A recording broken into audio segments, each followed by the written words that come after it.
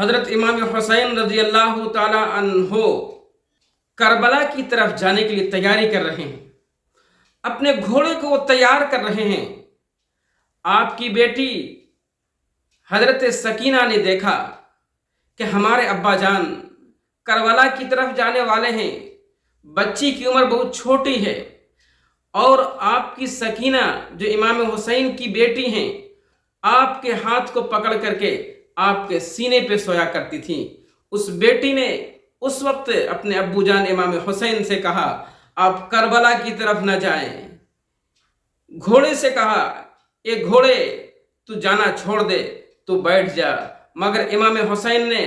اپنی بیٹی کو سمجھایا اور بغل میں اپنی بہن حضرت زینب سے کہا میری پیاری بیٹی ہے، اس کا خیال رکھنا، جب یہ روئے گی تو آسمان کی طرف اسے دکھانا، جب یہ گودی میں چڑھنے کے لیے وہ چاہے گی تو آسمان کی طرف اسے دکھانا، اور اگر وہ سونے کے لیے روئے گی، اسے نیند نہیں آئے گی، تو میں جہاں پہ سجدہ کرتا ہوں اس سجدے کی مٹی کو لا کر کے اس کے بغل میں رکھ دینا، اس کے بعد ان کو نیند آ جائے گی۔ جب ہماری بیٹی دودھ کے لیے روئے تو آسمان کی طرف دکھانا، جب ہماری بیٹی کہیں گھومنے کے لیے روئے تو رشتہ دار کی طرف اسے دکھا دینا، جب ہماری بیٹی کچھ کھانے کے لیے مانگے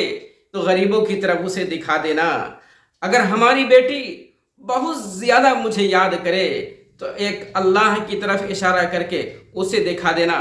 بیٹی کو معلوم تھا کہ میدان کربلا میں جتنے لوگ بھی جائیں گے سارے لوگ شہید ہو جا رہے ہیں، کوئی بھی واپس نہیں آ رہا ہے، اس لیے بیٹی نے اپنے ابا کے ہاتھ کو پکڑا، اپنے ابا کے کپڑے کو پکڑا، اپنے ابا کے پگڑی کو پکڑا اور پیر کو پکڑا، یہاں تک کہ آپ کے گلے سے لپٹ گئی اور کہا اے میرے ابا جان آپ کربلا کی میدان میں نہ جائیں۔ لیکن حضرت امام حسین کے سینے میں، حضرت امام حسین کے جسم کے اندر ابو بکر کی صداقت تھی، عمر کی عدالت تھی، عثمان کی سخاوت تھی، علی کی شجاعت تھی، وہ رکے نہیں، میدان کربلا میں کود پڑے۔